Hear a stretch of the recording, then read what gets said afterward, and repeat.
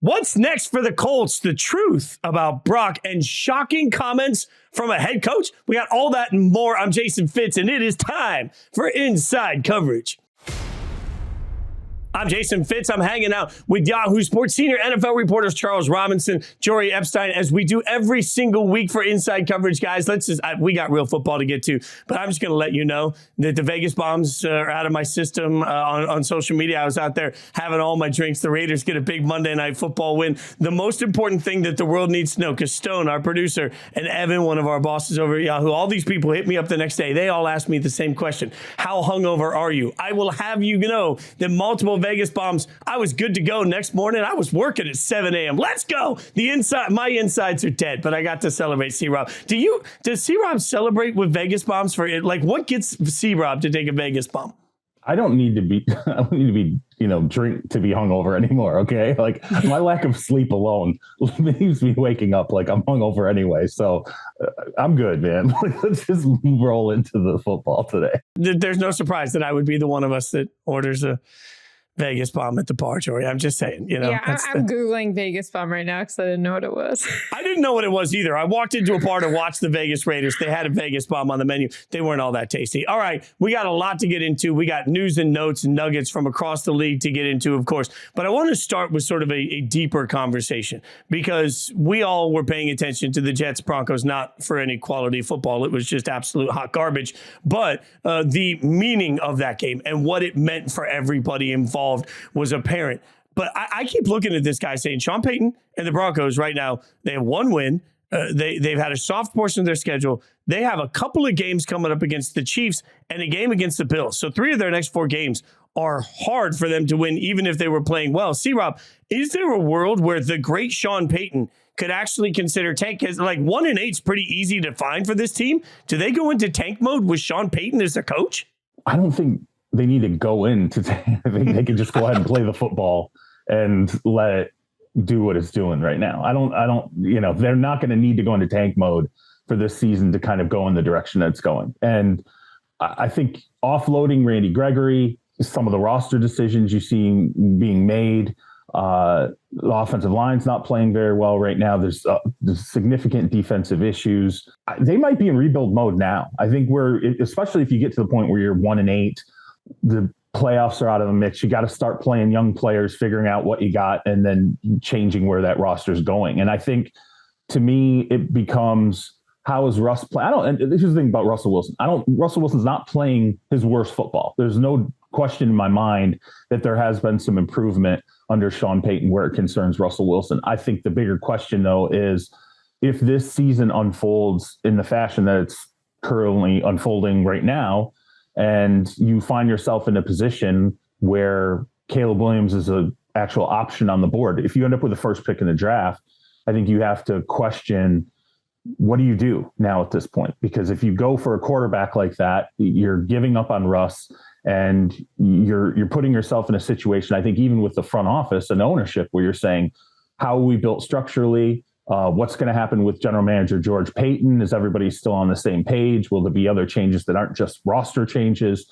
I think these are all things that now hang in the balance for the Broncos. It's hard for me to believe that team reverses the losing trend in the next few games. And at some point, locker rooms just get so beat down that a 1-8 start very easily turns into 2-15, 3-14, and you're sitting there staring at a hard decision with a potentially franchise-altering quarterback for the next decade on the board. Yeah, I think it's interesting when you look at the fact that, as you mentioned, 3 of their next 4 games are against the Chiefs and the Bills. This is not going to get better. If you have the Dolphins putting up 70 on them, what is Patrick Mahomes and Travis Kelce going to do? And then you also have to wonder, I feel like sometimes we talk about the locker room dynamic, but to me, this is not just the locker room dynamic among players. Like, do you get to a point where you have players being like, this guy who said last year was the worst coaching job in history might be doing even worse? And obviously the ways that they're failing are different than last year a little bit. And I agree with you, Russ is playing better and the numbers definitely reflect that. But I mean, at what point does this become do the players believe in what Sean Payton is selling? And if they stop believing it, can you come back from that? But do you think he cares, Jori? In all seriousness, if this season falls apart, Sean Payton's not going to take that blame. Okay. Now he might take it publicly. He might say, I'm responsible. I wrote, after the Cowboys got shelled by the 49ers, we listened to Mike McCarthy talk about, hey, it starts with me and all this accountability. That's what all these coaches are saying. And then behind closed doors, they're like, okay, this player's a problem. This position's an issue. We here are these mistakes we made personnel wise. That's what's going to happen in Denver. Like I don't, and I like the organization. I like people in the organization. There's people that I think have a lot of talent, bring a lot to the table. But when you brought Sean Payton in, if it were going to go badly in year one, what was going to happen was not, wow, what a failure Sean Payton is. It was going to be what Sean Payton did in the preseason, which was, man, this was a jacked up situation last year. Yeah. And it's going to be more of, this is a jacked up situation that needs fixing. And it wasn't just the coach. There are other things that now need fixing. It's Sean Payton publicly may take this, but I can tell you privately, there's no way in hell he's going to sit there and go, yeah, this is all my fault. No, he's going to go, here's the players that it's their fault. Here's some of the personnel decisions that, I wasn't here for and I wouldn't have made. So here are these changes that now have to be made. And, you basically have ownership has to sit there and go, how do I sort this out moving forward? If indeed we do get to that spot. I just don't think a complete and total cratering ends up with Sean Payton shrugging, holding his hands up and going, geez, I didn't do a good job. It's all on me. That's not what's going to happen. But there is an interesting moment for me when you look at what the bottom of the league looks like. And I think this is why I'm asking this, because I don't necessarily, Jori, always believe in the concept of tanking. Like, it's much easier for us to say, oh, they're tanking than for people just to acknowledge, my favorite team sucks. But when you look this year, right now, because of the Carolina Panthers trade last year, the Bears own the first 2 picks. The Broncos then, according to Tankathon right now, if the draft were today, you got Bears 1, 2, then the Broncos at 3, the Vikings at 4, the Patriots at 5, the Giants at 6, the Cardinals at 7. All of those teams are 1-4 or worse. All of those 4 teams, or all of those 7 teams, need Caleb Williams. Like, part of the reason I think this tanking conversation comes in is because Caleb Williams has already become beloved by everybody, and there are so many bad teams that, frankly, could turn the entire perception of their franchise around with 1 draft pick. I think this year more than ever, you will reach a spot middle of the season where it's like, what are we fighting for? 3 wins? 3? I'd rather have 1 win in Caleb Williams than 3 wins, and then, oh, gotcha, what a good feel coming into the offseason. But how do you go about chasing that? I mean, again, I know that the Houston coaching change was on its way at the end of last year, but players are not trying to lose. That's just not what they do. It's not how it's going to work out. There's these selling at the trade deadline, but it's more about selling at the trade deadline than it is just not playing hard for all of these weeks. When, by the way, a lot of these guys have contracts coming up, and this is what they're going to be fighting for that money with, what they do on the field. And Jordan, another thing too, what's crazy, you don't know. When you get to that point in the season, some of those bad teams, high possibility that somebody sitting there staring at the first overall pick is also a coach who goes, I'm probably fired. This is probably over for me. And it's a Lovie Smith situation where he goes, right.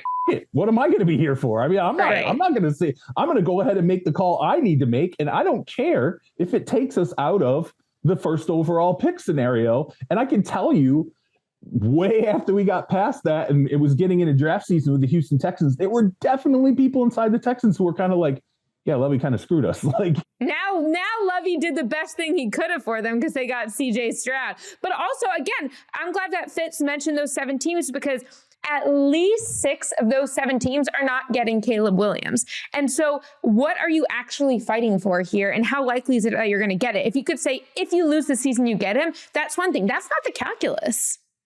Can I also just remind everybody, and look, there are different circumstances, different reasons for all of this, but I would like to remind everybody that Trevor Lawrence was such a can't miss prospect that there were people around college football that thought he should hire a team of attorneys to sue to change the rules so he could come into college after 1 year. Andrew Luck was a can't miss prospect. RG3 was a rookie of the year can't miss prospect.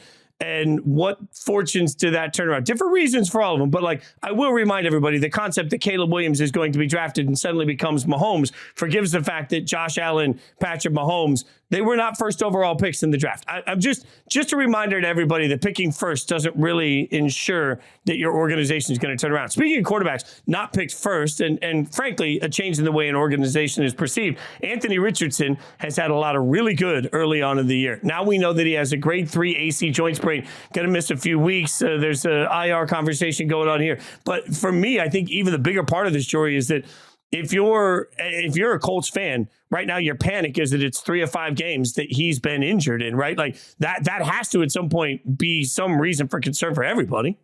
Well, and it's not just that he got injured 3 times, it's that all 3 of those injuries came while he was running. And so you have this question of what is the risk he's taking on? And also, how much does his skill set align with longevity in this league? Because a lot of quarterbacks who come in super athletic, you see, okay, they run more at the beginning of their career, but then they develop as a passer. Even like a Jalen Hurts. Jalen is still running plenty, but he has grown a lot as a passer in his time as the Philadelphia Eagles quarterback. And so is that Anthony Richardson's best route, or is his athleticism really what makes him what he is? And if not, how do you protect him? I mean, is there like a Tua jiu-jitsu equivalent here that we can sort of pull in to get him? But I definitely think you have to be concerned. And then I know we're going to get to the Jonathan Taylor conversation, so I don't want to preempt it, but if you have 2 really strong running backs and a quarterback who's a really strong runner, then you have an identity and you have a strength. And that's what works in the NFL, is when in a league of parity, you have something that you are just so much better at than everybody else. But if he can't stay healthy, are they so much better than anybody else? And then also, are you even getting a full sense of what the consequences are when you have a quarterback who can actually win probably about as well as Anthony Richardson right now and Gardner Minshew? Of all the points that you make, I mean, and you talk about all the times he's gotten injured and spent on runs, I think this last one to me is most concerning because it was a designed quarterback run that worked the week before. They had a huge gain on it the week before. So what does Shane Steichen do? He goes back to the well, right? You go back to the play that worked. What ends up happening is you get a big ass linebacker whose entire body weight gets smashed on top of you. And that's going to happen. I don't care if you're, Cam Newton. I don't care if you're Josh Allen, whatever quarterback you want to roll out there, size wise, they can be as big as linebackers. Linebackers get hurt too when people land on top of them. So that's going to continue to happen. And now you have Steichen sitting there going, this wasn't an organic play where we can turn to Anthony Richardson and say, hey, you got to protect yourself if you're going to, do things off script or try to extend plays and make things happen. No, this was called for you. So it's really on the coach as much as it's on the player at that stage. And the way that the injury occurred, it wasn't really avoidable. It was just a typical pursuit tackle injury. And it just happened to be your most valuable asset on the bottom of it. The larger picture here, though, if you're a Colts fan and what you should be worried about, forget about Minshew, forget about Jonathan Taylor, forget about everything, okay? And let's go back to when this player was drafted. You drafted him for 2 reasons. Well, more than 2 reasons, but 2 were high on the checklist. Huge arm, right? Unbelievable dynamic running ability, okay? So one of those, the dynamic running ability now is this diminishing asset that you have to be slightly afraid of because of the injury that's already happened. And then it affects that other thing that you love so much, which is the huge arm, which requires what? Reps, snaps, practice, playing on Sundays.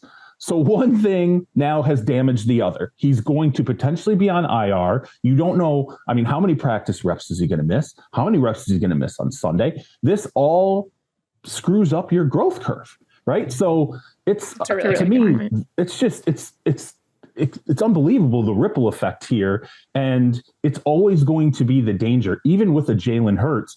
The upside of Hurts was he developed so much as a passer so quickly, right? And now when you look at Hurts and you listen to like this week when the Jets are talking about like, hey, if that guy's going to run it, we're going to hit him. Like that's a subtext of what the head coach is saying about Jalen Hurts running it. The thing is, Jalen Hurts can now, and the staff there can now start to dial that back a little bit because of his development as a passer, because you brought in A.J. Brown and Devonta Smith. You have all these assets around him. The Colts aren't there. They still need Richardson to be a dynamic runner for a while he develops the passing acumen, and yet you're already sort of red flags coming out, every orifice right now with Anthony Richardson.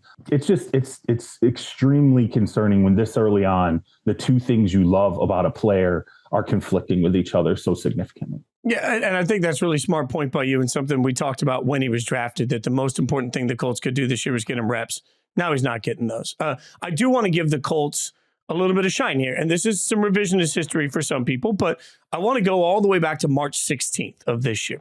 On March 16th, a very under-talked about signing was Gardner Minshew for a total of $3.5 million, $1.75 million of it guaranteed on March 16th. I'm going to continue to say that over and over again on March 16th, because $3.5 million on March 16th could have gotten a team like the Jets, Gardner Minshew in the building, when they knew that Zach Wilson never should have touched the field. Like, Gardner Minshew to me is that guy. I don't know. For whatever reason, people have never decided he wants or deserves the chance to be the guy, and that's fine. But when you are looking around in a world where, in my mind, you overpay to have a backup quarterback you can trust, it was a brilliant move by the Colts to make sure that they protected themselves as a backup quarterback that they knew would come in and accept the role. But I also have to look around to other organizations and say $3.5 million for Gardner Minshew was a deal then, and it's a deal now, because he's playing well enough for the Colts to win football games. I just think maybe some teams had their heads up their respective asses when they decided not to give $3.5 million to Gardner Minshew. I think it's because it fits certain specific offensive schemes. I think it's you see him signed by teams that have quarterbacks that are similar to him, similar in terms of arm strength, similar in terms of what he likes to do inside the scheme and what his skill set ultimately is.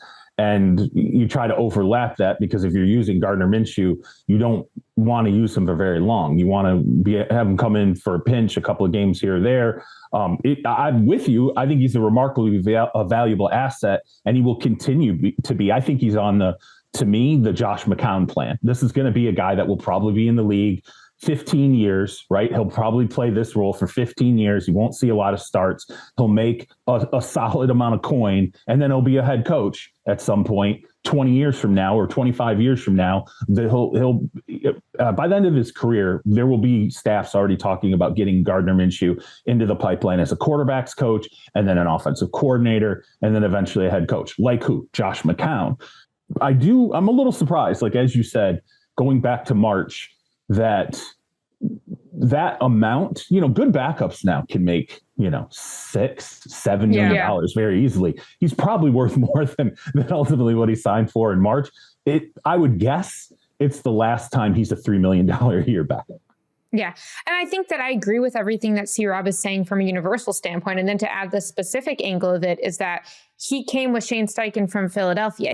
Knew what this guy wanted to do. They had spent years together prepping for these games, understanding the game plan. He was playing at the end of last year when Jalen Hurts got hurt. And so you have this guy who not only has the skill set that this team is looking for, but also a deep understanding of the playbook. And he has seen the answers to the test because he's been in these situations and these looks. And so while I think he would be effective in other situations, I think he's in the best place for him to succeed right now as well, coming over with that staff. Let's be very honest, though. If he becomes a head coach and doesn't keep the jorts and the mustache, I'm out completely. All right. So the other big shocking news that we had, I think shocking for a lot of people, because the presumption is running backs can't get paid. So Jonathan Taylor does. He gets the bag. He gets paid 3 years, $42 million, bunch of money, funny money on contracts. But still, we thought that this could go. A lot of people thought this had come to an impasse. So, C-Rob, what changed? How does this suddenly happen? What changed? They paid him. I would love to say that this all unfolded smartly for both sides. I guess particularly for the Colts, I don't understand what you were doing. Like, you could have paid him this money and avoided all the acrimony at the start. And instead you waited. You went through all the acrimony. You had another running back in Zach Moss who played really well and would seemingly give you some leverage. And then you end up paying Jonathan Taylor anyway.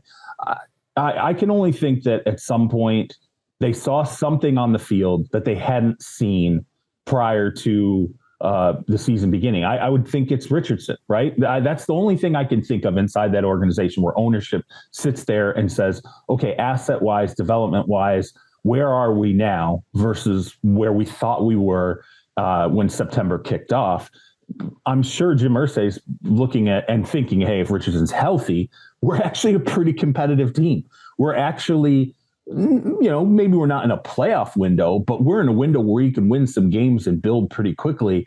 And all I got to do is make sure I put that guy back on the field. And if you look at the deal, really, we're talking about 2 years. It's a 2-year window here for Jonathan Taylor. He'll get solid money, and then it now gives them the option after the second year of the deal to basically decide whether or not they want to keep him. Well, what does that dovetail with? It dovetails with, at some point, you're going to have to sign Anthony Richardson to a massive extension if all things go the way that they hope, and that'll be after year 3 of Richardson's career. It fits perfectly in terms of like being able to make salary decisions 3 years down the line and, start to build in a particular way and figure out what Taylor still has left in the tank.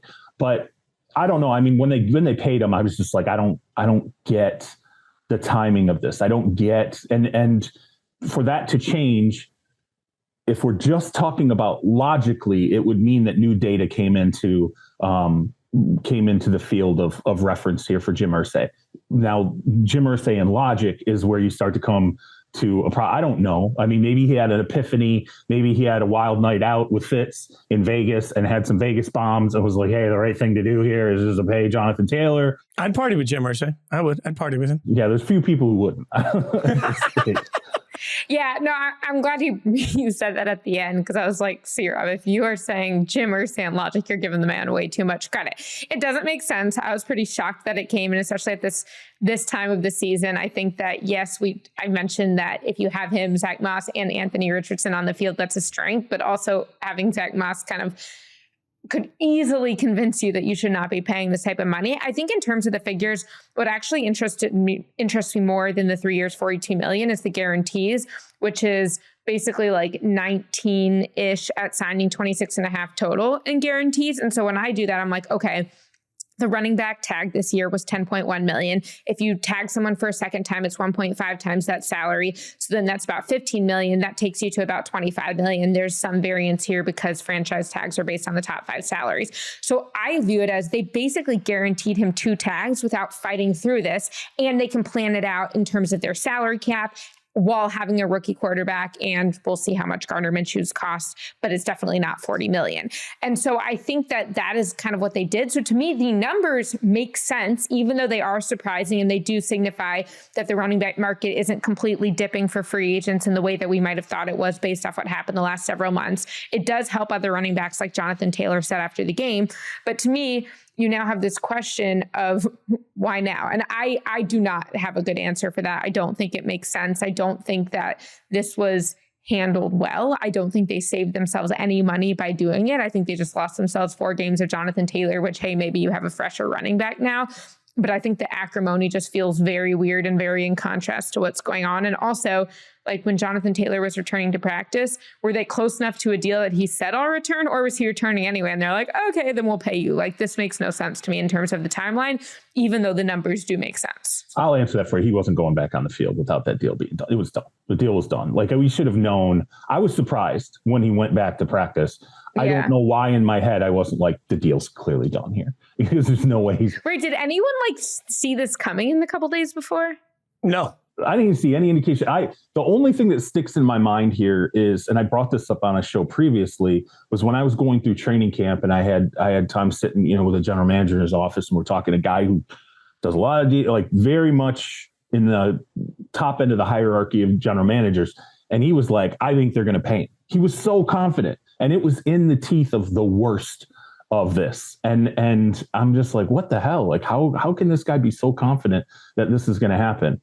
I think probably when you're dealing with owners and you're understanding some of the thinking that goes into ownership and planning, and, knowing Chris Ballard and how he operates, knowing Shane Steichen, probably going to meetings and knowing a little bit about Jim Irsay, the people who were most dialed in on it probably had the most intimate knowledge of the individuals in that franchise and how they operate. But I don't think the rest of us, I didn't see it coming. I don't think a lot of people really did. Yeah. But I'm going to ask y'all like a philosophical question here that you guys may have specificity to or may not. How pissed off is Josh Jacobs and Saquon Barkley like right now? They're looking at their agents saying, So we sat out and got, a little bit more security, but really nothing. We're going to have to go through the same thing again next year. And Jonathan Taylor turned around and got at least more. I mean, because if at the end of the day, to Jori, I think you make a great point that this is essentially franchising back to back. But at least there is that security and it's known. If you're Saquon, you came back, you get injured again. It's the very thing you didn't want to have to be dealing with when you're trying to go back to the market next year. You have no idea what your value is going to be on the street. If you're Josh Jacobs, you're in, but the offensive line has played absolutely putrid in front of you. Your production is way down. It's hard to come in. Even smart minds are going to look at the dip in production if it doesn't change and say, well, so these two players stood out. They held out in principle, and we laughed at it. And they came back and they didn't really get anything out of it. Jonathan Taylor does the exact same thing. And at least he gets more security. Like, this feels like one of those moments where somebody's calling their agent and firing them. Like, you're mad. Your agent couldn't get done what his agent got done, right? Yeah, I mean, I think those are two good names to bring in the sense that neither of them ended up getting the exact franchise tag. They didn't get a lot more, but they did get a little more, which also might have played into the Colts' reasoning. Now, the timing of what happened the last 5 or 6 weeks is weird, but if guys are no longer just taking the franchise tag, you're going to have to tack on more. Why not just make that deal now? The other thing, though, is that the Raiders and the Giants do not appear to be headed in an encouraging direction, particularly on offense, while the Colts do. And so if Irsay's whole thing was like, we lost last year, why are we going to pay you money? Well, Saquon and Josh are kind of in that situation where right now, I mean, yeah, the Giants looked good last year, but they don't look very good this year. And I understand that Saquon's been out and that's been hurting, but also that offensive line is just completely a disaster. And so I don't know. I think that you have more trouble getting that deal if you don't feel like your team has the structure.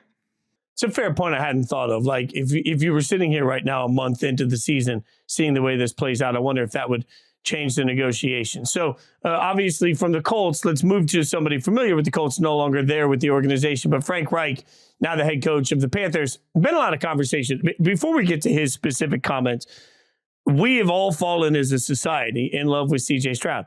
That love, like, we're on date number 4 or 5 at this point, and we're not even sure we want to keep dating Bryce Young. And to me, that's a little surprising. Like, it is fair to look at Bryce Young right now and say the result isn't there. But I also think what we're doing is we're saying, well, look, we should have seen this coming in the draft. The knock on Bryce Young in the draft was his size, and really only his size. That was the knock everybody had. So it's not his size so far that's playing into it. Bryce Young's just not particularly playing well. So, like, what are we supposed to make when we're watching other young quarterbacks quickly develop, C-Rob? Like, what do we make of the fact that, frankly, so far, the Panthers and Bryce Young look like an abject disaster? It's early, but it doesn't look good. Play better in front of them. Don't trade his number 1 wide receiver. I mean, really, we're gonna argue this. We're gonna say here, what quarterback in the league does well when you don't protect them? Their offensive line's playing like, okay, it's the reality. They spent assets on the offensive line. It's not performing well. There have been injuries.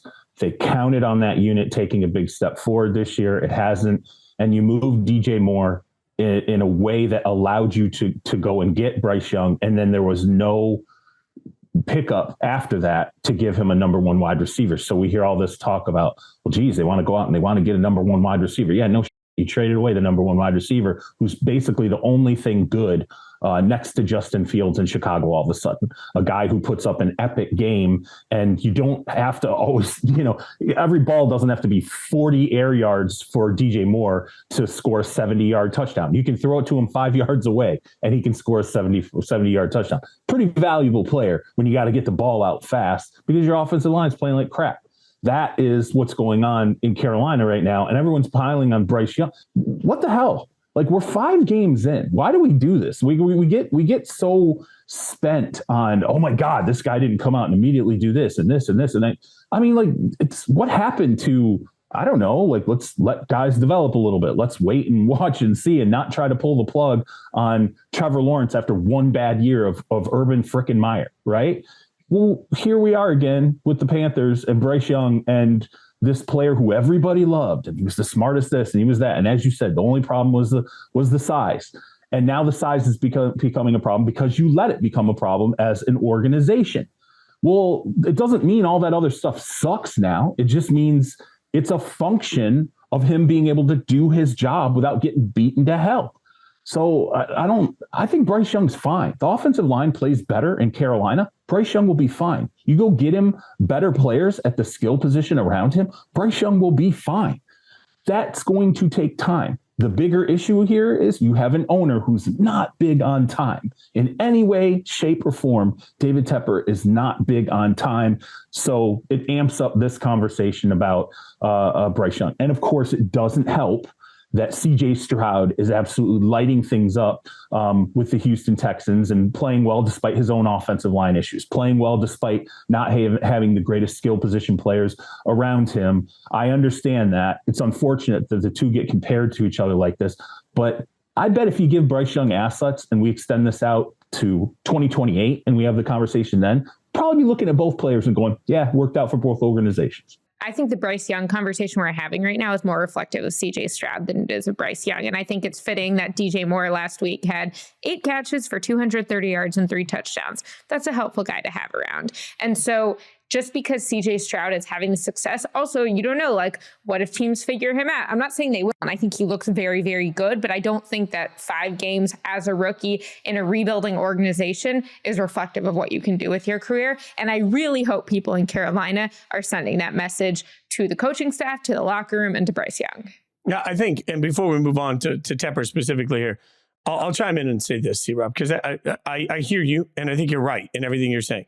What we forget sometimes is how much system matters. And I use this example a lot with Mahomes because Bears fans for years have been saying, how do we draft Mitchell Trubisky instead of Patrick Mahomes? What we forget about Patrick Mahomes is that he was drafted to a team that was pretty darn good. And he himself has loudly credited Alex Smith for teaching him, sitting down and saying, hey, here's how you approach this. Here's how you work your week. Here's how you structure yourself. Also with one of the best coaches that you could possibly imagine for Patrick Mahomes in a situation where he sat for a year and it allowed him to ease into becoming a professional quarterback and be the great Patrick Mahomes he is. We forget all of that context, and all we do as a society is look at it and say, in the same draft, this person could have been drafted by this team. We have no idea. Nobody has any idea right now. If CJ Stroud was playing quarterback for the Panthers, what would it look like? Probably wouldn't look as good, right? So the problem is you're living in your house as a fan and you see the house down the street and it looks like it's getting remodeled and it's really fancy and it's going faster and everybody loses the context of the how and the why. I agree with you 1,000%. System matters. I agree with you 1,000%. Patience matters. Context matters. Coaching matters. All of those things are hard to answer, not just in weeks, but in months. It could take years. So we have to have a little bit more patience. But you mentioned David Tepper. For anyone that hasn't heard it, Frank Reich, the head coach of the Panthers, he was very clear and made some comments that some people saw controversial. I want you to hear what Frank said, and then Jori, tell me what you think. This is Frank Reich talking about David Tepper and his hands-on approach. There's different philosophies in ownership. You know what I mean? Some owners kind of stay away and don't engage a whole lot. Other owners do. And his philosophy is he's going to engage. And listen, it's only been a short experience, but it's been a really good experience. It hasn't been fun. You know, it's not fun. Those meetings aren't, I wouldn't characterize them as fun meetings, but those meetings make me better, and I trust they make us better. Yeah, I know C-Rob has thoughts and that he's wrote about this, and I don't have much personal experience with David Tepper, but to me, the actual comments were not what everyone took them to be. I'm not saying that all of the reading between the lines isn't accurate, but I didn't get the sense that Frank Reich was trying to send this message that he felt like David Tepper was meddling. And again, I think Sierra's about to disagree with me, so we'll find out. But I just think, like, also he came from the Indianapolis Colts. We were just talking about how Jim Irsay meddled to the point where he lost a running back for 4 weeks and still doesn't have a better deal for the guy. So I think that when you trade up and you make bold moves, you're going to have the pressure on. And when Houston answers that pressure and Carolina doesn't, there's going to be pressure. But I don't think that I really saw this as him trying to tell the public that David Tepper is keeping him from doing his job. No, it wasn't. It wasn't. It was a function of the question. Okay. Right. It was a I think that people kind of got carried away here. I mean, maybe some people did. I think there's two ways to get carried away. Number one is thinking that this was Frank Reich trying to put up a neon sign that David Tepper is, save me, screwing around. Right. Yeah. And that wasn't it. Or it's number two, which is just the subtext of a coach being honest about what the ownership situation is. And anytime a coach says something like this, where, hey, there's a hands-on owner, it echoes throughout the league and with fans, because we know the experience of hands-on owners can be sometimes good, but often bad, especially if you have the institutional knowledge that exists in Carolina. The press corps there, the media, everybody surrounding it, the fan base, they all know that David Tepper has been very forward about trying to get this on the rails quickly. He's not going to wait. He's not, like, let's go. The timelines internally, when you talk to people in the building about when David Tepper puts out a timeline, it is cut it in half. That's the feeling in the building. If David Tepper tells you have 3 years, you have 18 months. If David Tepper tells you have a year, you better start heating up the resume, okay? Because you don't have the runway that ultimately he's going to put out there. And, Jori, you say I have background, as I wrote about this previously about, just sort of Tepper's nature and the number of things that he pulled the plug on.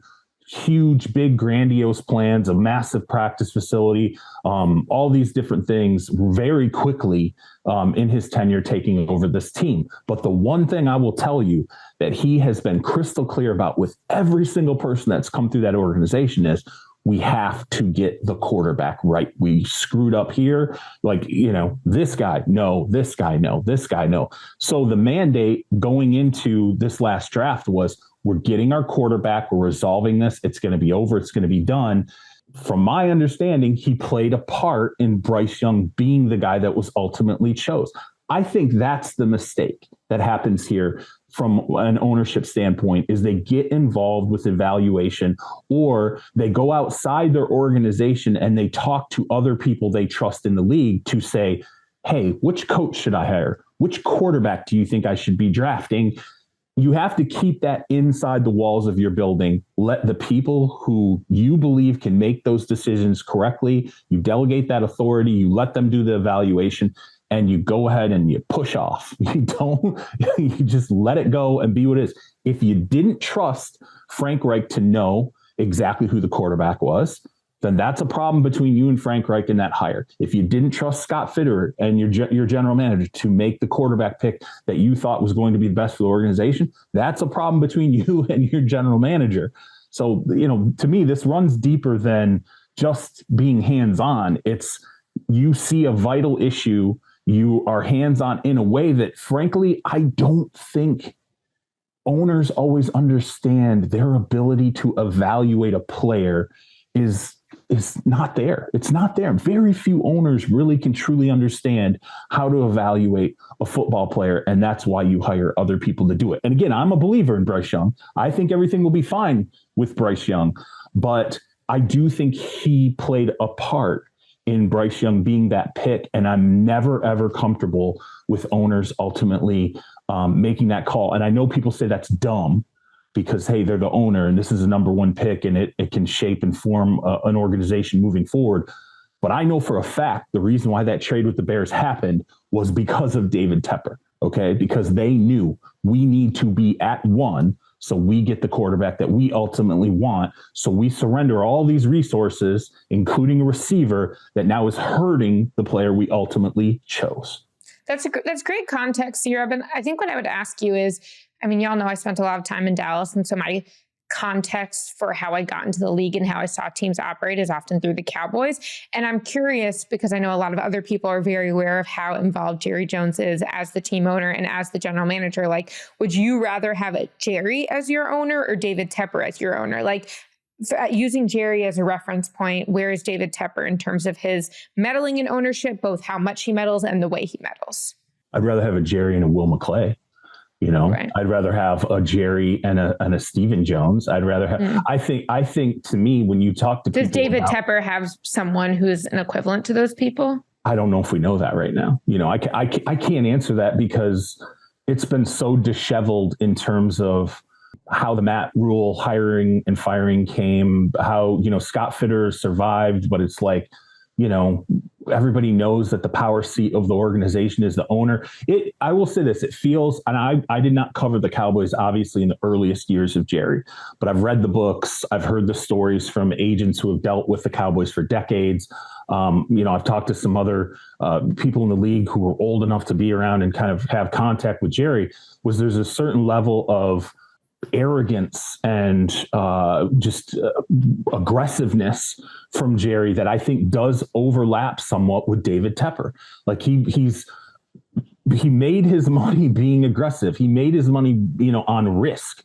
Okay. If you go back and you look at, where David Tepper came from, he very well could have been broke. Jori was very similar. He could have been broke with some of the risks that he was taking, the debt he was incurring. He talks about this all the time. And so I do think that there's some overlap there. But when you talk to people about Jori, it's like, as time went on, Will McClay became somebody who affected draft picks. Stephen Jones became somebody who affected free agent contracts.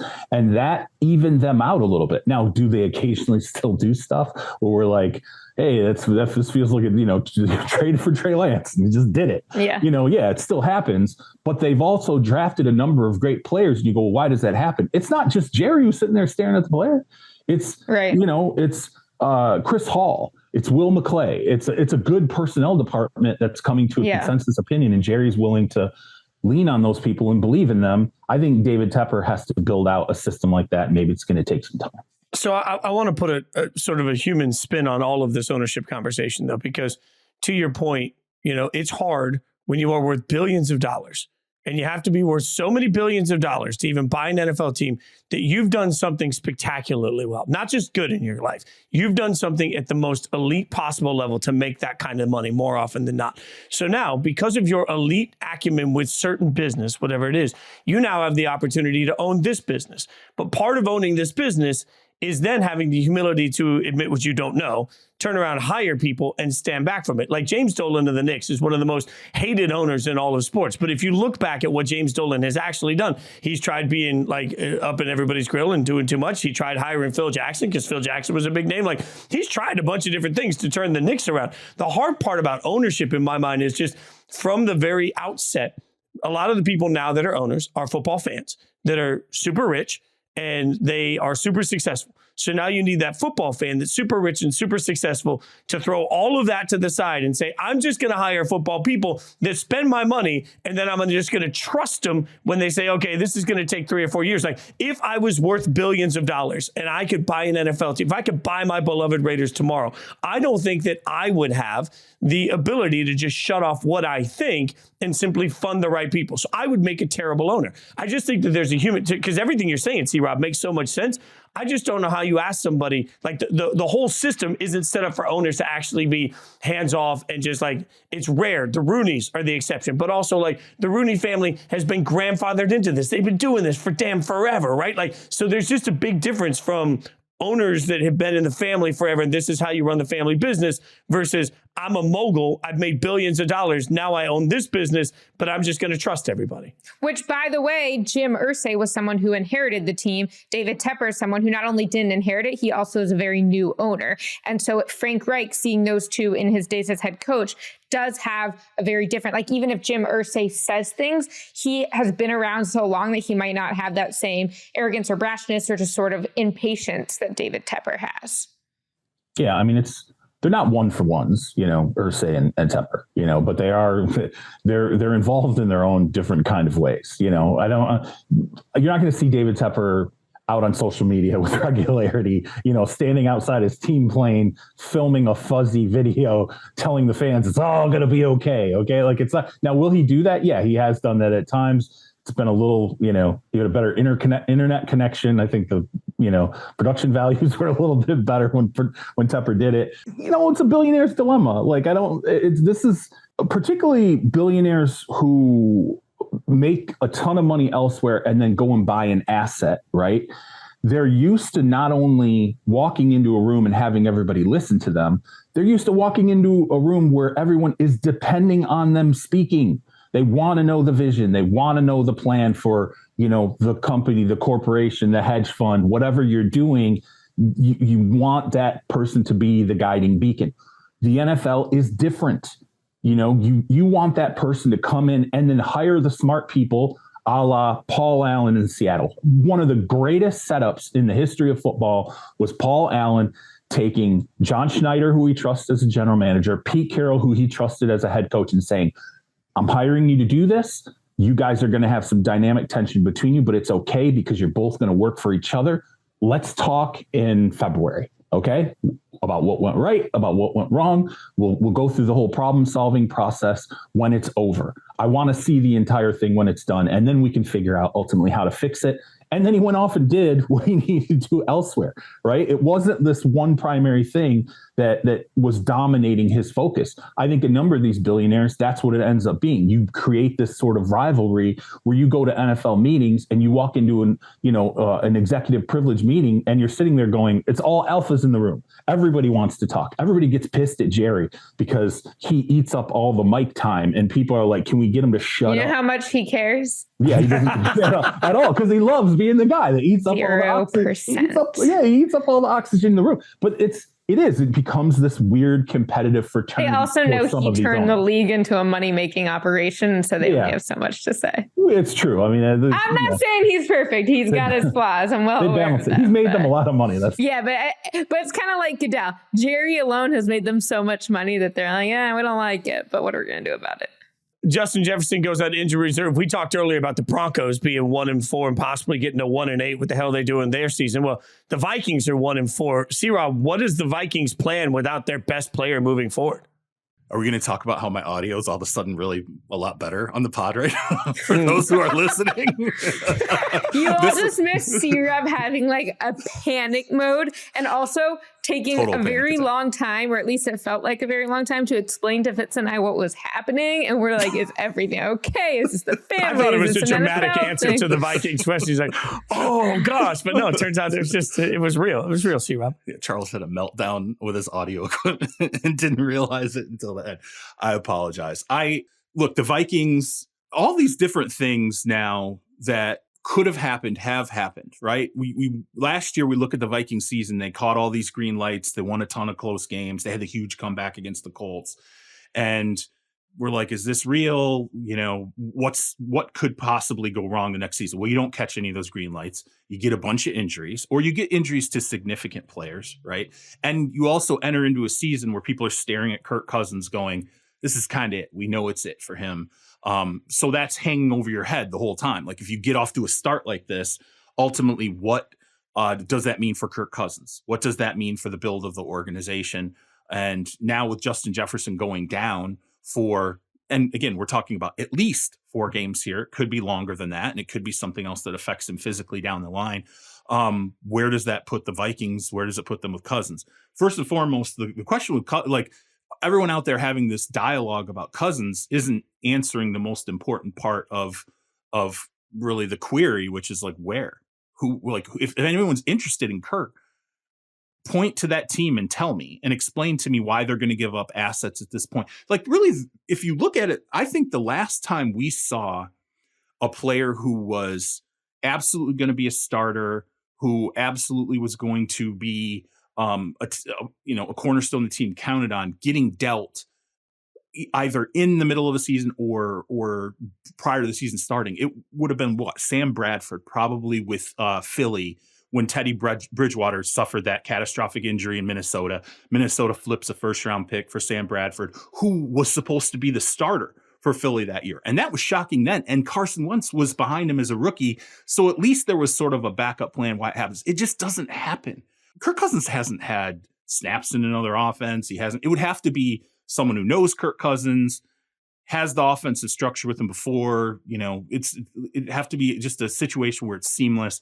Kirk can come in, or it would have to be a situation where it is a Super Bowl team. Like there's zero doubt this is one of the top 2 or 3 teams in the league, and they lose their starter and they need to go and get someone that they could. Now, who would that be? The 49ers. That's who it would be. It would be the Niners. But the problem is the Niners went and got Sam Darnold. They groomed him into being a backup, and Kyle actually truly believes Sam Darnold still has starts in him. So there's already a player. They've already protected themselves. So I don't know who else ultimately we can look at in the league, and it would take a catastrophic moment with a quarterback that erases them from the field for the rest of a potential Super Bowl winning season. That team doesn't exist right now. And we only have 18, 19 days left before the trade deadline. So we're having a conversation that just there's no fit there. Yeah, right. In terms of his coaching history, I mean, you have that 2016 Washington team where McVay was the offensive coordinator, and you have Shane Waldron, who's now in Seattle, as the offensive coordinator on that staff, and a few others. But it's still, that's going back so far. The Rams aren't close enough, and they have Stafford. And so you really have to kind of go back pretty far in a way that is not actually helpful from an offensive playbook standpoint. So I agree with you. I think even if the Vikings want to trade him, I don't think they'll have the partner that they need to. Now, do I think that it's possible that Justin Jefferson's next catch does not come from Kirk Cousins? I think it's possible. I would like to at least acknowledge the Kirk portion of this too. Like, my guy's 35 years old, according to Over the Cap. I think he's made $230 million in his career. He's a family man, as was documented well in quarterback. The concept of Kirk wanting to go anywhere in the middle of the season, right, trying to figure out what that means for his life. Like, we forget sometimes these guys are actual human beings, right? Like, you could go to Kirk all day and say, hey, we're going to trade. Not that he has a no trade clause, but nothing prevents Kirk from saying, nah, I'm just not going to do that. Like, 35 years old, $230 million in the bank, likes his life in Minnesota. He likes the Midwest. Like, I think we've oversimplified a lot of the Kirk Cousins. Maybe he plays somewhere else next year, but it's hard to imagine in my mind that there's any situation where Minnesota is able to ship him off somewhere that seems to be amenable to the player, to the team, where they get enough in return to make it worthwhile. Speaking of do you have something else on to see? Rob, looked like you were champing at the bit. Yeah, she did. I will say that the Rams are maybe that one team where I'm surprised, frankly, at how a lot of things have come together for the Rams this season. And, let's say the Rams roll up wins right up to the trade deadline, and then Stafford blows out his elbow, right? Because he's had an elbow issue in the past. Maybe that's the other spot where feasibly I could see a franchise. And by the way, the Rams are a team that likes to roll the dice. They'll go and grab a guy. So I mean that's a pretty good point. But you make a good point too. I mean, nobody ever stops to go, well, is anybody going to ask Kirk? Nobody, at no point are we like, well, what does Kirk think? We never think that about Kirk. We're just sort of like, he's going to do whatever people tell him, make a bunch of money, and we're going to rip him. Yeah, I would like to point out to the world that my answers to many situations in life would be different with $230 million in the bank than it is right now. So just a reminder that Kirk's got a little bit of agency in this. You mentioned the Rams. They trade Van Jefferson to Atlanta, giving Atlanta another opportunity to not use a key weapon. What are we – I know. I'm just throwing all sorts of shade. Jori, what am I supposed to make of this? I mean – I don't think it's that crazy. It's like, okay, I wrote last week about how Puka Nacua has really just come off for the Rams as a star receiver. He's setting all these NFL records, even with Cooper Kupp back in the lineup last week and a reduction in his targets. He was still effective, still had 70 yards and a touchdown after Cooper Kupp was in. And so I think that if you're not going to play the guy, if he's unhappy and there's a team that wants him, great, get a 6th-round pick out of it. I don't think it's crazy for Atlanta. They're not giving up a 2nd or 3rd. They're giving up a 6th.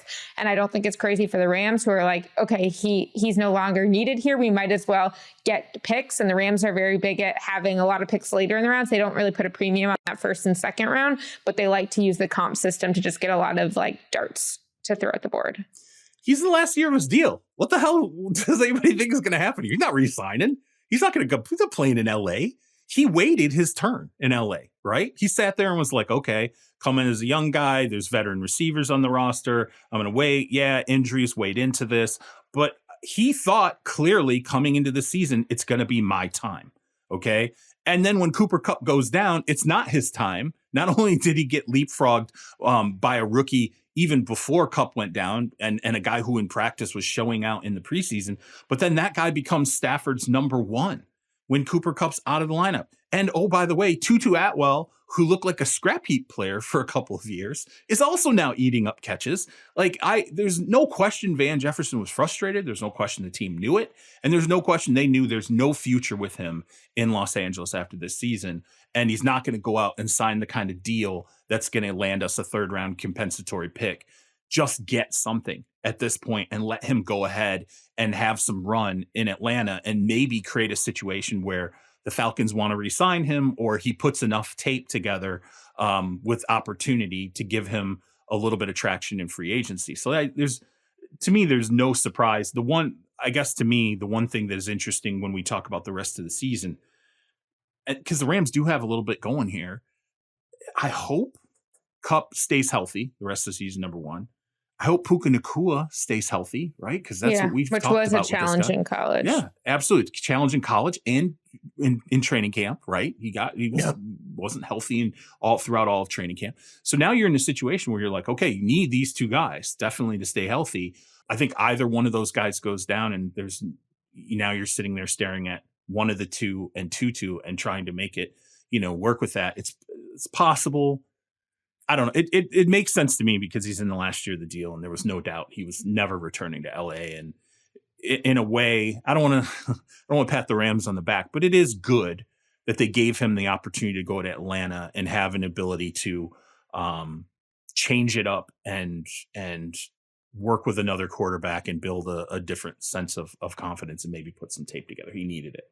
And I also think it's notable what C-Rob said about Puka becoming the number one receiver right away as a rookie when Cooper Kupp was out, because to me that reflected two things. It reflected Matthew Stafford's trust in him, which I'm still shocked came as quickly as it did. And it also reflected Sean McVay's trust. I know we don't always know, just as media and as fans and as people outside the building, who the reads are for and where the play calls are going. But I mean, I talked to Puka last week, and that was one of the things I kept asking him, which was like, how did Stafford start trusting you so much so quickly? Not a few passes, which, oh, by the way, Puka pointed out, he's like, I dropped the first pass he threw me, not an incompletion, a drop. And he still came back to me. And then that game, he went 10 of 15 for 119 yards. And I was laughing because I was talking to Puka's mom, Panina. And so the first week he gets 15 targets, catches 10. The second week he gets 20 targets, which is crazy even for like the star Tyreek Hill, whoever you want to go to, Devontae Adams, and catches 15.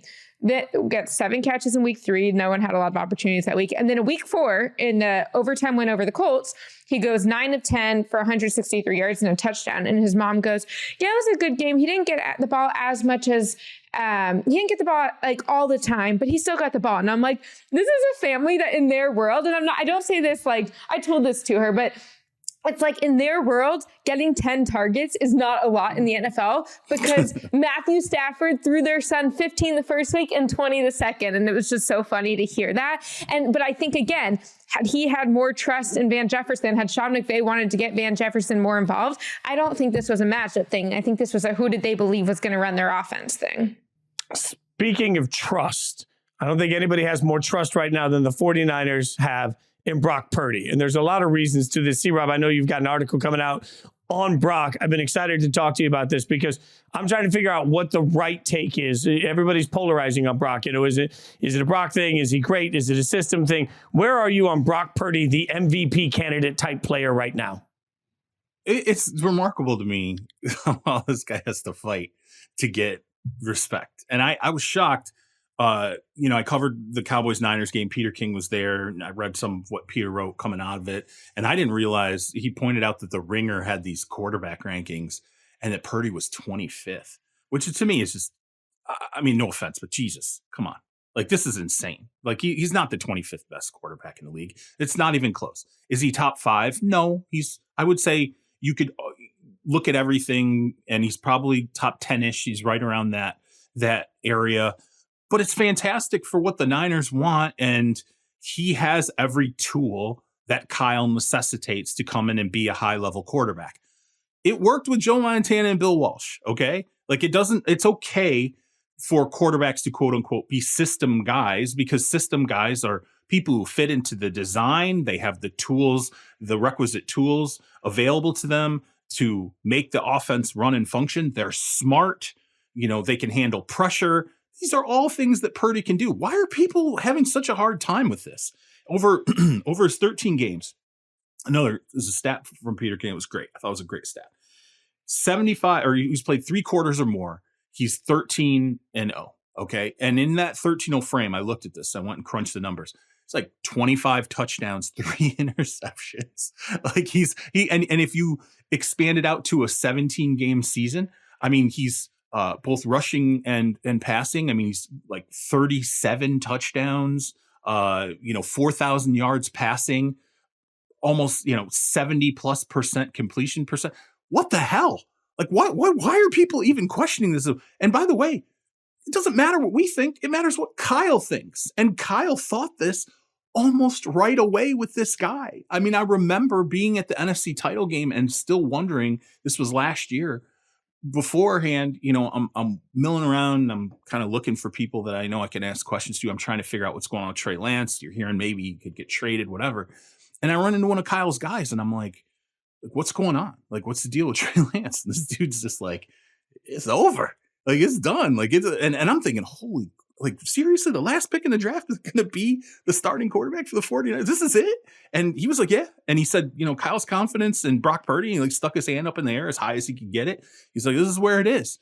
Once you're there for Kyle Shanahan, let him do what he's going to do. Don't screw it up. That's what Brock Purdy's doing. And he's also making other plays on top of it. All the guys on him. Here's a perfect anecdote for this. When Purdy came in, one of the first players to really like him on the defensive side of the football was Fred Warner, who thought he had something. And this is from inside the organization. Fred was like, he thought like he was a baller, like early on. And Fred's one of the smartest defenders in the league. Right. Like to me, I'm like, I probably would have taken notice of that. Like the coaching staff definitely took notice of that. Trent Williams, when Purdy started, and I pointed this out, some of the things you would see from body language in Trent Williams and how he interacted with Brock Purdy really early on in his career, you're like, that's not normal. Like he is like amped up. This kid has got these guys wired. There's something different about him and people just got to get over it. He's a little smallish. Fine. He's got some short arms. Fine. Like what has he done to piss people off or make them think less of him at this stage? But I'll chime in real quick here, Joey, before, like, I think the answer to that is the number next to his name. Like, that's just, we don't, and I'll always go back to when I interviewed Max Crosby a couple of years ago in Vegas before the draft. We got tattoos together while we interviewed him. And he said that the biggest thing that shocked him in his life is that everywhere he went when he became an NFL player, every single time they talked about him, they started by saying he was drafted in this round at that spot. And he's like, my life's work was suddenly qualified by where I was taken, not what I'd done, not who I was, where I was taken. We are qualifying Brock Purdy, and we will for the rest of time because he was Mr. Irrelevant in the draft. Like, I'm at that spot, and I know I've said this to you guys before. Like, I don't, the why of why it works, I don't care. The fact is, it works. And when you watch it, dude, the throws are the right throws at the right time. I watch the all 22s all the time of other people breaking down quarterbacks, and they're saying, look at this throw he missed. Look at this throw. Like, even Tuesday morning, it was, look at all the throws Jimmy G missed in the Raiders offense. You see that all the time. Somebody go out and find the throws that Brock's missing, because he's not. And at some point, that's part of playing the damn position. Like, what are we waiting for to just sit back and say, hey, dude, you're really good. Like, I don't care where you were drafted. You're great at what you do. I know what'll change it. Honestly, I think this is right. And someone pointed this out to me when I was putting the story together. He said, look, the trajectory it's going right now, the success, if this is sticky, if it sticks, and this is how this goes, they're going to have to pay him after the 2024 season. And he's going to make $50 million a year, $45 million a year. He's like, he's going to get respect at that point. The conversation is going to change at that point because people are going to look at him and go, well, doesn't matter. He was the last pick of the draft now. He's near the top of the league now when it comes to compensation. And, you made that point. As long as the success and what's happening right now is real and it's tangible and it lasts, they will pay him like it lasts and people will put it in some respects. When did I think Tom Brady stop going from 6th round pick to one of the best quarterbacks in the game? I don't think that ever subsided because it was so shocking. The amount of success it was like just all the championships and the immense amount of success. Part of his story, but he wasn't dinged for it. The teeter-totter flipped on to Jori's point. The teeter-totter flipped. It became part of it became an impressive thing rather than a knock.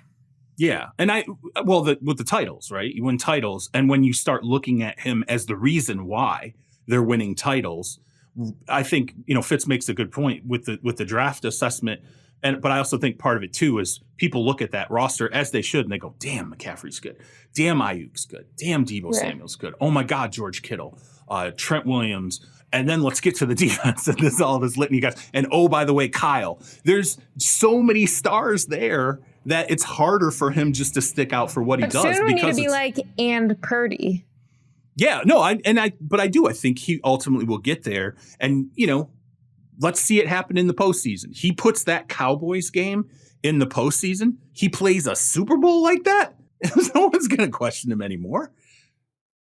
I would just like to remind the world too, like having the best coaching staff and the best front office and the best roster insulates the quarterback decision much differently for everybody. We started this episode talking about, should you be sucking for Caleb? Let's remember that there are other ways to win. I don't know. How about you just be patient, build the best 53 you can. Such a good 53 that you can trade multiple picks to take a quarterback at the top of the draft, get it wrong, and you're still okay. Like, get the right front office, the right head coach. Yeah.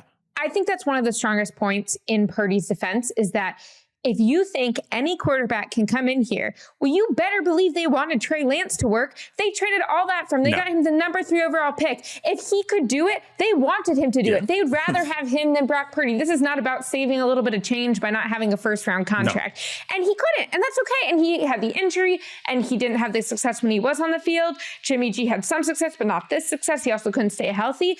There are guys who have not had this success in the Kyle Shanahan offense, and everyone who has not had as much success as Brock Purdy, and he has a better resume, even if it's a smaller sample size than them in the time he's been on, that all speaks to us what Brock Purdy himself is doing, the way he is seeing the field, the decisions he's making, the way that he is able to play within Shanahan's scheme complexity and the timing. That all makes a difference in making things work. Oh, there's proof of concept. I mean, like it's they've tried it with other quarterbacks. It was bad with Trey Lance. Okay. It just was.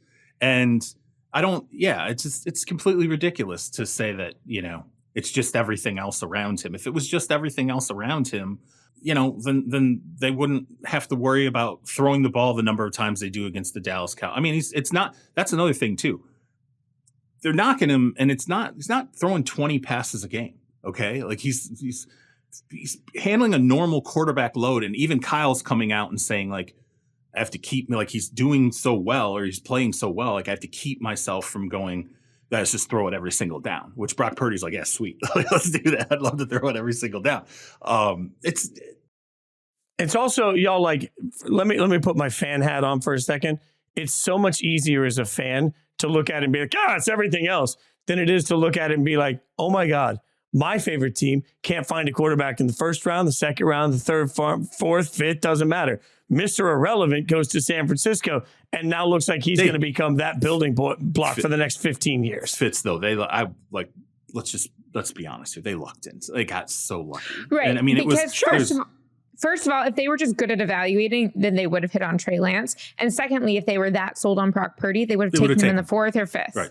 That's what Tom Brady, the whole time, like, man, the Patriots taking Tom Brady in the 6th round. Like, how many times they passed on him to finally get to the point where they had to take him? I mean, it's the same situation with San Francisco. And even Kyle, when I talked to Kyle about his initial assessments of Purdy, one of the first things he said is it was bigger than I thought. He was like, I didn't know until he came in that he was that size. I'm like, okay, so you yourself had these biases toward him where you thought, okay, this is what I'm seeing. And he had to come in and show you that you were wrong about some of your assessment of him before you got your hands on him as a player and in front of your own eyes.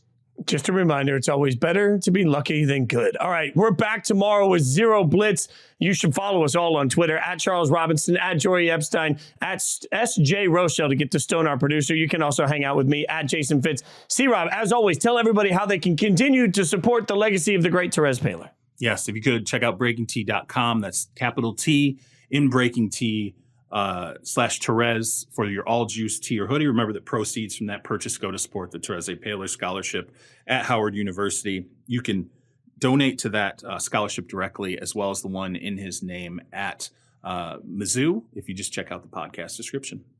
Be sure to subscribe to all the great shows we've got going. Check out the Yahoo Sports app, by the way, where you can check out the work that my co-hosts here are doing, actually writing and doing God's work, not just hanging out with me here every single week. You can check out a bunch of great content on the Yahoo Sports app. And, of course, be sure you're rating, subscribing. Leave that 5-star review for us. That all makes a difference. Let us know what you think of the show. We're back Wednesday next week for more inside coverage on behalf of everybody that works so hard to make this show happen. Thanks for hanging out with us.